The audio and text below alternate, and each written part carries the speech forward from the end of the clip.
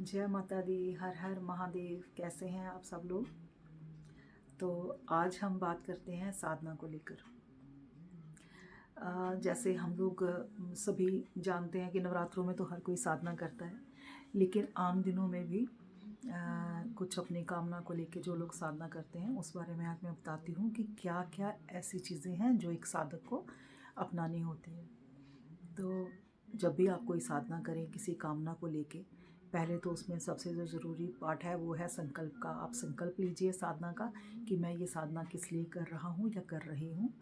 और जब आप संकल्प लेते हैं उसके बाद से जब आपकी साधना शुरू होती है, और दूसरा स्टेप इसमें ये है कि आप अपनी साधना का जिक्र किसी से ना करें। फिर वही बात कि अगर ये किसी कामना को लेकर है तब भी नहीं, और अगर ये भगवान की प्रसन्नता, देवी देवताओं की प्रसन्नता के लिए है तो भी आपको ये जिक्र नहीं करना चाहिए, क्योंकि ये एक किस्म का जो आप ये भगवान और आपके और भगवान के बीच में दूसरा कोई नहीं होना चाहिए इस दौरान। और आपको जो नियम जो ध्यान रखने हैं, पहला तो यही है कि आपने किसी से कहना नहीं है। दूसरा, आपको भूमि शयन करना है, आपको ज़मीन में सोना बहुत ज़रूरी होता है। और भोजन आपका सात्विक होना चाहिए। घर में लहसुन प्याज का इस्तेमाल नहीं होना चाहिए।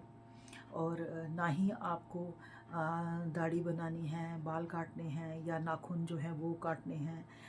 ये सब नहीं करना है साधना के दौरान। चाहे वो संकल्प आपने 11 दिन का लिया है, चाहे वो 21 दिन का लिया है, तो ये चीज़ें आपको जो है अवॉइड करनी होती हैं साधना के अंदर। और सबसे ज़रूरी इसमें चीज़ ये है कि आपको चमड़े की चीज़ों का इस्तेमाल नहीं करना। और हाँ, कुछ लोग ये नहीं जानते होंगे, जब आप कोई साधना करते हैं ना, तो आपको पेड़ पौधे भी नहीं काटने हैं। पेड़ पौधों को आपको छूना नहीं है, काटना नहीं है। छूना मीन्स कि अगर आप देखो, तुलसी आप चयन करते हो भगवान के लिए, उसमें कोई दोष नहीं है। लेकिन बड़े पेड़ों को आप काट देते हो, या कुछ भी आप ऐसा पेड़ है जो आपको नहीं चाहिए और आप साधना के दौरान उसको काट रहे हो, ये सब चीज़ें नहीं करनी है। क्योंकि ये मैं अपने अनुभव की बात आपको बता रही हूँ।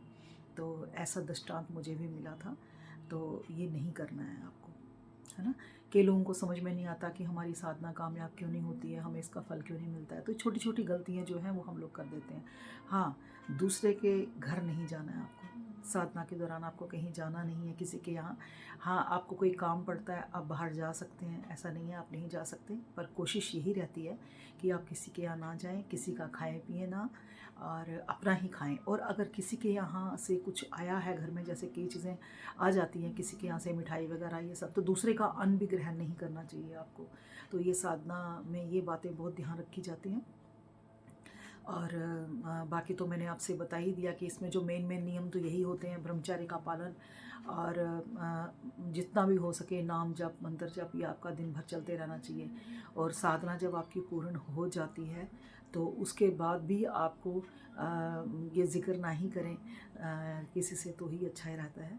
तो गुप्त तरीके से ही करना चाहिए इन चीज़ों को, जबकि ये कोई ऐसा नहीं है, ये तो सात्विक चीज़ें हैं, साधना करना, पूजन करना। लेकिन जब तक आपका उद्देश्य पूरा नहीं होता तो आपको ये किसी से नहीं कहना चाहिए, उजागर नहीं करना चाहिए। ये साधना का नियम होता है।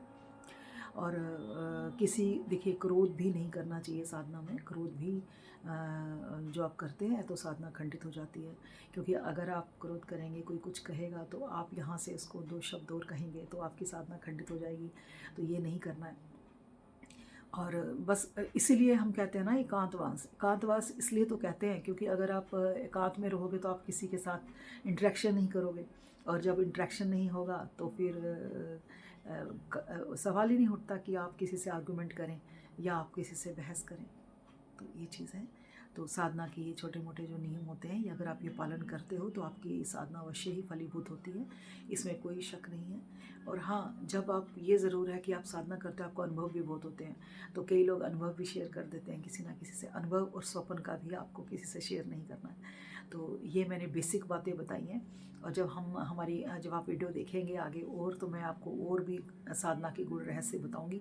ये तो बिगनर्स के स्टेप्स हैं जो मैं अभी बता रही हूँ, क्योंकि जो ही फॉलोवर्स होंगे, जो ही आप लोग सुनना चाहेंगे, तो मैं जो साधना करती थी वो भी मैं बताऊंगी आपको कि कैसे की जाती है। और साधना मैं तो सब सात्विक साधना ही करती हूँ, क्योंकि हम लोग गृहस्थ हैं और सात्विक साधना ही करते हैं, और भगवान की प्रसन्नता के लिए, और कभी कभी तो देखो खुद के लिए भी करते हैं।